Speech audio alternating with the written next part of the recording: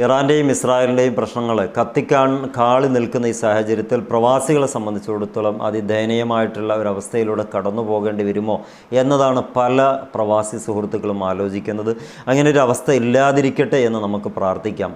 കാരണം എത്രയോ സങ്കീർണത എന്ന് പറയുമ്പം 1947 മുതൽ ഇങ്ങോട്ടേക്ക് എടുക്കുകയാണെങ്കിൽ ആദ്യമായിട്ടാണ് ഈ ഇസ്രായേലും ഈ ഇറാനും തമ്മിൽ അതിസങ്കീർണമായിട്ടുള്ള രീതിയിലേക്ക് എത്തുന്നത്. ഇതാദ്യമായിട്ടാണ്. അതുവരെ വെറും കല്ല് മാത്രം കൈമുതലാക്കിയ ഗസക്കാരായ പാവപ്പെട്ട മനുഷ്യരുടെ മേലായിരുന്നു ഇവർ കുതിര കയറിയത്.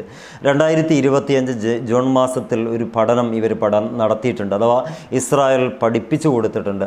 ഈ ഇറാൻ എന്ന് പറയുന്നത് നിങ്ങൾ കണ്ടതുപോലെ 45 വർഷത്തെ ഉപരോധം കൊണ്ട് നശിച്ചുപോയി എന്ന് വിചാരിക്കേണ്ട.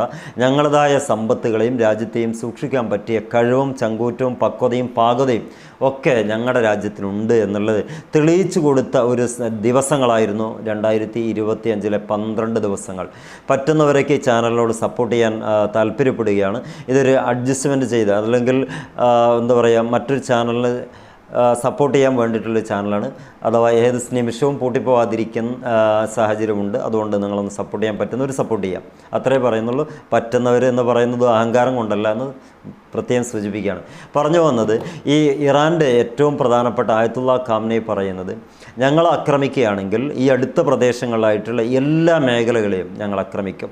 അതല്ല, ഈ ആക്രമണത്തെ ചെറുത്ത് തോൽപ്പിക്കാൻ അല്ലെങ്കിൽ നയതന്ത്രപരമായിട്ട് ഡിപ്ലോമാറ്റിക്കായിട്ട് ഇതിനെയൊക്കെ ഇല്ലായ്മ ചെയ്യാൻ ഗൾഫ് രാജ്യങ്ങൾ മുന്നിട്ടിറങ്ങണം. അല്ല എങ്കിൽ ഞങ്ങളുടെ അന്ത്യശാസ്ത്രമായിട്ട് നിങ്ങളോട് ഏറ്റവും പ്രധാനപ്പെട്ട ലെവലിൽ പറയാൻ ആഗ്രഹിക്കുന്നു. നിങ്ങളുടെ നാടുകളിൽ സൂക്ഷിച്ചു വെച്ചിരിക്കുന്ന അമേരിക്കയുടെ സമ്പത്തുകളൊക്കെ ഞങ്ങൾ ഈ സമയം വരെ സ്കെച്ചഡാണ്.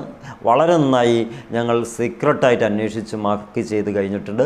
അതിലേക്ക് ഞങ്ങളുടെ മിസൈലുകൾ വന്ന് പതിക്കുക തന്നെ ചെയ്യും. അത് നിങ്ങളോടുള്ള ഒരു വെറുപ്പോ വൈരാഗ്യമോ കൊണ്ടല്ല, പക്ഷേ നിങ്ങൾ ഇടപെടേണ്ട സമയം അതിക്രമിച്ചിരിക്കുന്നു. ഇനിയും നിങ്ങൾ കാത്തിരിക്കാൻ പോവുകയാണെങ്കിൽ അത് അവർ അപകടത്തിലേക്ക് പോകുമെന്നുള്ള വലിയൊരു പ്രഖ്യാപനവും മുന്നോടിയായിട്ടുള്ള ഒരു മുന്നറിയിപ്പും കൂടി കൊടുത്തിട്ടുണ്ട്.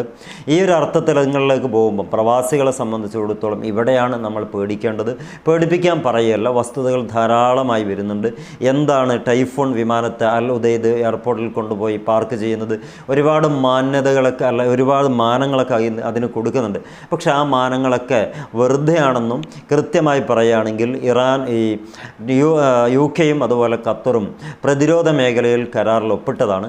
അതുകൊണ്ട് ഈ രാജ്യത്തിന് വെല്ലുവിളിയാകുന്ന സമയത്ത് ബ്രിട്ടൻ നന്നായിട്ട് സപ്പോർട്ട് ചെയ്യണമെന്നുള്ള ഒരു കോൺട്രാക്റ്റിൻ്റെ അടിസ്ഥാനത്തിലാണ് ടൈഫോൺ വിമാനങ്ങൾ അവിടെ കൊണ്ടുവന്നിറക്കിയതെന്ന് പറയുന്നുണ്ടെങ്കിൽ സംഗതി ഒരുപാട് അത് ശരിയായിരിക്കും. പക്ഷേ മറ്റൊരു ഭാഗം കൂടി അവിടെ ഉണ്ട്.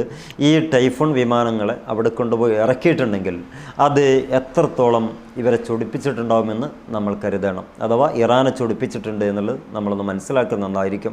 അതുകൊണ്ടൊക്കെ ആകാം ഈ ഒരു പ്രശ്നം ഇറാൻ ഖത്തറിനെ കൂട്ടിപ്പറയുന്നത്. ഖത്തർ ഇതിൽ സ്റ്റാൻഡായിട്ടുള്ള നിലപാട് സ്വീകരിക്കണമെന്ന് പറയുന്നത്. എന്താണെങ്കിലും ഖത്തറിനോടുള്ള ഒരു വെല്ലുവിളിയായിട്ടാണ് ഈ വിഷയത്തിൽ കാര്യമായി നമുക്ക് മനസ്സിലാക്കാൻ പറ്റുന്നത്.